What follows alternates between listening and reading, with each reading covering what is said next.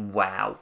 Wow, to think the Cubs were one game away from actually winning the division and hosting the National League playoffs through Wrigley Field. One game away, and just like that, the snap of their fingers, they are eliminated from the playoffs as they lose the wild card game to the Colorado Rockies in 13 innings. Stunned. Chicago is stunned. Let's dissect how this one plays out. Early on, first inning, you have the Rockies taking a 1-0 lead as Arenado ends up getting a sac fly RBI out to left field. So just like that, they score. And that was really it for quite some time when it came to scoring runs for both teams. I thought the Cubs kind of had some opportunities. You have Dahl out in right field just totally missing a ball that gave a little bit of energy for the Cubs, something they were looking for. John Lester was shutting guys down. Besides that one inning, he was on fire. 9 strikeouts. He gets pulled after 6. He was fired up after that 9th strikeout, but a little disappointed as he goes to the clubhouse after he gets yanked. Once he was told he was done for the night. Another opportunity came in the 7th for the Cubs.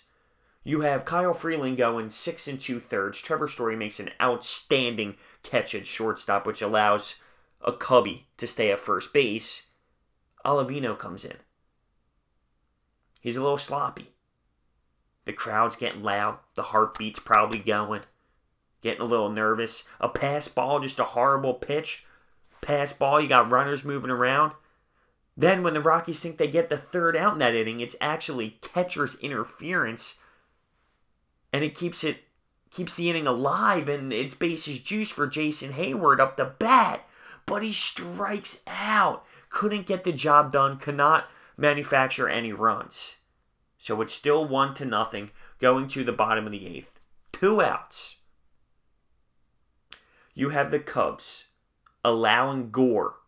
You have the Rockies allowing Gore to steal for the Cubs, and he just takes second. Easily. Easy as can be. Javier Baez up.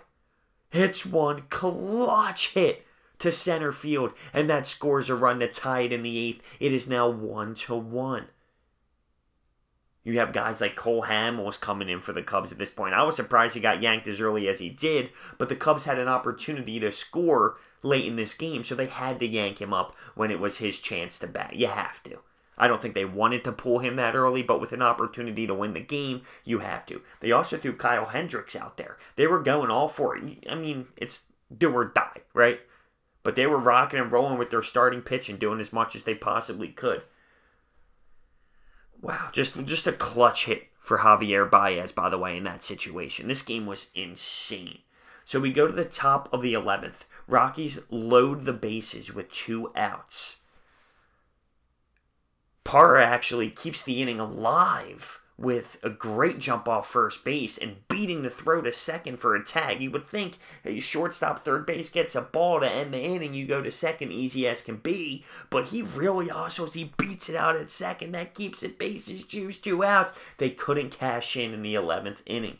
We move on to the top 13th, where Trevor Story with 2 outs gets a little single through the left side. Commentators are talking about, oh, you'll live with that. That's not bad. 2 outs. You live with a little dinky single. Oh, yeah? What happens then? 2 more singles come right after that. One from Parra and then one from Walters. An unlikely hero who never got his nod until the top 13th. He was the last opportunity. And he drills it after 3 changeups from Kyle Hendricks. And just like that, you have the Rockies take a 2-1 lead. Chicago was stunned at this point. Stunned. Javier Baez had a chance actually in the bottom 13th. It was a little bit of a funky scene of events in the bottom 13 for the Cubs. It looked like the pitcher and the catcher got crossed up.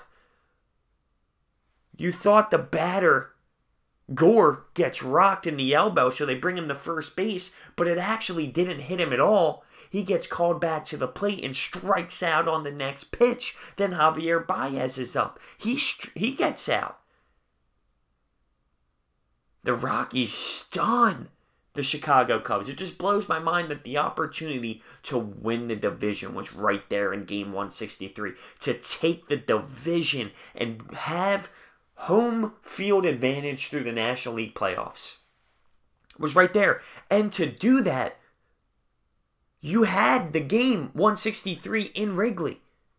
Okay, you lose that one. You have to play in a wild card game. I know that hurts, but it's not over. And you're at home to win the wild card game. And in 13 innings, you get stunned by the Rockies. Wow. Kyle Freeland with an absolute great game to get this team going, to start this team off. John Lester, too, though. Don't get me wrong. He was on fire as well, besides the one inning where they let up a run in the first. Rockies now have to go to the Brewers. I just can't believe it. This Cubs team was special. They have a lot of talent. They're a great team. They had a successful season. And to see it end like this, to see it end in this fashion, is crazy. It's heartbreaking. It's heartbreaking as a Cubs fan and as someone in that clubhouse.